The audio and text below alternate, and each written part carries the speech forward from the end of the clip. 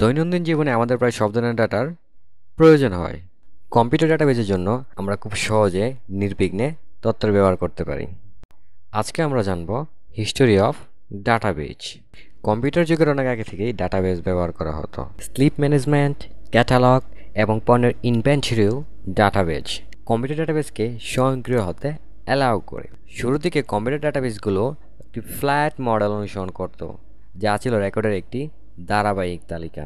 কিন্তু এই ফরম্যাটের জন্য প্রয়োজন ওই কম্পিউটারগুলো যেগুলো প্রতিটি সার্চে লিস্টের শুরুতে এবং সিকোয়েন্সিয়ালি বা ক্রমানুসারে সার্চ করে।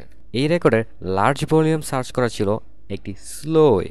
এজন্য নতুন এবং ফাস্ট ডাটাবেজ প্রয়োজন ছিল, যা হবে প্যান্টেবল, রিলায়েবল এবং ইফিসিয়েন্ট। 1960-এর দশকের মাঝামাঝি আইবিএম তাদের তথ্য ব্যবস্থাপনা সিস্টেমের জন্য একটি হায়ারার্কিক্যাল মডেল ব্যবহার করেছিল। এই স্ট্রাকচার প্যারেন্টস নোডের সাথে চাইল্ড নোডের দিকে নির্দেশ করে। নাসা চন্দ্র ল্যান্ডারের জন্য অঙ্কন পরিচালনা করতে সাকসেসফুলিভাবে এইটি ব্যবহার করেছিলেন। চার্লস ব্যাচম্যান একটি আরও ফ্লেক্সিবল নেটওয়ার্ক মডেল ডেভেলপ করেছিলেন। চাইল্ড নোডের একাধিক প্যারেন্টস থাকতে পারে, বা ডাটাবেজ জটিল হওয়ার কারণে এই সমস্ত পয়েন্টগুলো পরিচালনা করা কঠিন ছিল। টেড কড আইবিএমের একজন কম্পিউটার সায়েন্টিস্ট ছিলেন। ওনার একটি বেটার আইডিয়া ছিল তার রিলেশনাল ডাটাবেজ মডেল, যা তিনি 1970 সালে প্রস্তাব করেছিলেন।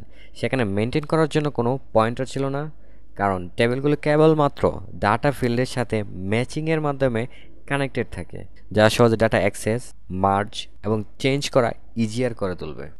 সিজে ডেট একজন আইবিএম ইনস্ট্রাক্টর এবং অথর ছিলেন। তিনি নিশ্চিত ছিলেন যে রিলেশনাল ডাটাবেস ছিল একটি বেটার মডেল। কড এবং ডেট পেপারস লিখেছিলেন এবং লেকচার এবং ডিবেটও করেছিলেন এই মডেলের যোগ্যতা নিয়ে। কিন্তু কডের রিলেশনাল ডাটাবেস অন্য আইবিএম পণ্যের সাথে প্রতিদ্বন্দ্বিতা করছিল। প্রফিটেবল আইএমএস তাই আইবিএমের নতুন ধারণা সাপোর্ট করতে স্লো ছিল। ঠিক তার 3 বছর পর 1973 সালে ইউসি বেকেলে মাইকেল স্টোন বেকারের দল ইনগ্রেস রিলেশনাল ডাটাবেস তৈরি করতে কুডের ধারণা ব্যবহার করে। তখন বেশ কয়েকটি কোম্পানি এটি ব্যবহার করে কমার্শিয়াল প্রোডাক্টের ভিত্তি হিসেবে এবং সাকসেসফুলিভাবে ইউজও করে। অন্যদিকে একটি এক্সপেরিমেন্টাল রিলেশনাল ডাটাবেস তৈরি করতে আইবিএমের জন্য 1975 সাল পর্যন্ত সময় লেগেছিল। ডন চেম্বারলি অ্যান্ড রেমন্ড বয়েস সিস্টেম আর ব্যবহার করে আইবিএমের দ্বারা একটি স্ট্রাকচার্ড কোয়েরি ল্যাঙ্গুয়েজ ডেভেলপ করেন সার্চ এবং মডিফাই করতে। অন্যদিকে ল্যারি ইলিসন নামে একজন তরুণ উদ্যোক্তাও কোডের ধারণা নিয়ে আগ্রহী ছিলেন। 1977 সালে তিনি বব মাইনার এবং ইডি ওট সহ একটি সফটওয়্যার কোম্পানি প্রতিষ্ঠার জন্য নিজের $2000 জমা দেন।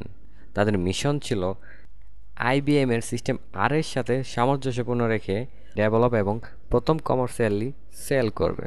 তাদের ফ্ল্যাগশিপ প্রোডাক্ট ছিল অরাকল। তাদের ফার্স্ট ভার্সন ছিল মাইক্রো কম্পিউটারের ওপর।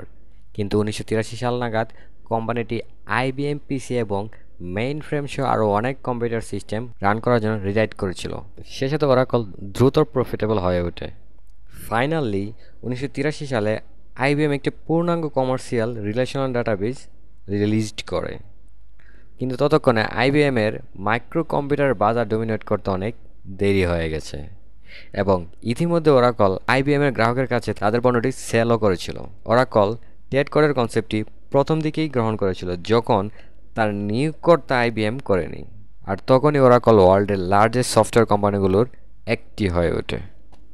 এবং এর সাফল্য রিলেশনাল ডাটাবেসগুলিকে আমাদের কম্পিউটারের বেশিরভাগ ডাটা অর্গানাইজ করার জন্য সাহায্য করেছে। তথ্যের এই যুগে ডাটাবেজ আমাদের খুব কাছেই থাকে। ভিডিওটি যদি ভালো লেগে থাকে একটা লাইক, সাবস্ক্রাইব আর শেয়ার করতে যেন ভুলবেন না।